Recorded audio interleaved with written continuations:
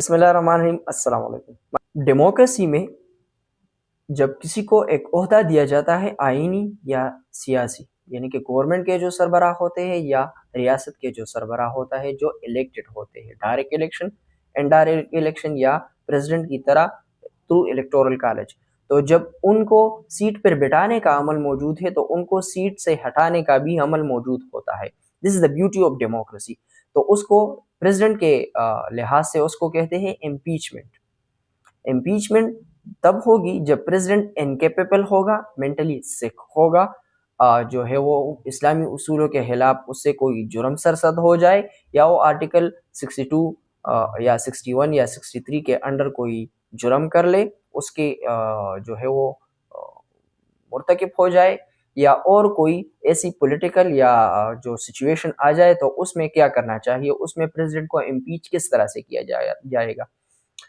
Sessions آپ نے سنے ہوں گے کہ اسمبلی کا جوائنٹ سیشن ہے، اسمبلی کا ان کیمرا سیشن ہے، اسمبلی کا بریفنگ ہے. تو اس سچویشن کے لیے ایک جوائنٹ سیشن ہولی اس پرپس کے لیے بلایا جاتا ہے. اس پرپس کے لیے بلا کے جوائنٹ سیشن میں کون ہوتا ہے؟ پرائم منسٹر کے جو کابینہ ہوتی ہے، کیبنٹ ہوتی ہے، گورنمنٹ کے نمائندے ہوتے ہیں، اپوزیشن کے نمائندے ہوتے ہیں، سینٹ ہوتی ہے اور نیشنل اسمبلی ہوتی ہے. ان سمپل اس جوائنٹ سیشن کو بلا کے جوائنٹ سیشن میں نیشنل اسمبلی اور سینٹ کے اراکین جوائنٹلی بیٹھیں گے اور جوائنٹلی 2/3 میجورٹی یعنی کہ 70% میجورٹی کے ساتھ جب اس کے خلاف ووٹ آ جائے اور ریزن سیٹسفائیڈ ہوں گے تو پھر پریزیڈنٹ کی امپیچمنٹ پاسبل ہو سکے گی اور اس کو سیٹ سے ہٹایا جائے گا. اور اس کے لیے ریزنز دینا پڑیں گے. یہ نہیں کہ جب پولیٹیکل سیٹ اپ آئے اور اس کو اپنے عہدے سے ہٹائے.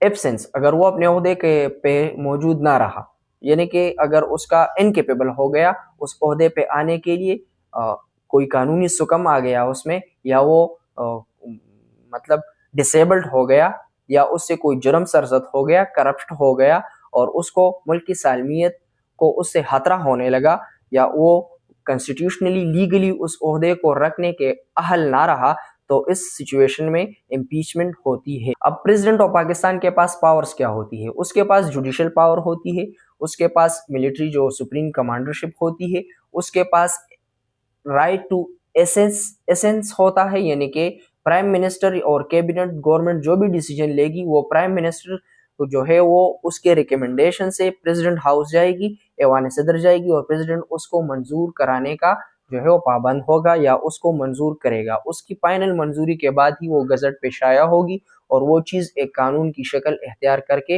امپلیمنٹ ہوگی. اس کے علاوہ پریزیڈنٹ کے پاس ڈپلومیٹک اور جو ہے وہ ایڈمنسٹریٹو پاورز بھی موجود ہوتی ہے. لیکن پاکستان میں چونکہ پارلیمنٹری ڈیموکریسی ہے، پریزیڈنٹ کا رول جو ہے وہ ڈیپر کرتا ہے in parliamentary democracy in presidential democracy. تو پاکستان میں پارلیمنٹری ڈیموکریسی ہے، اس لیے ایک اصطلاح استعمال ہوتی ہے پولیٹیکل سائنس میں، دا ربر سٹمپ.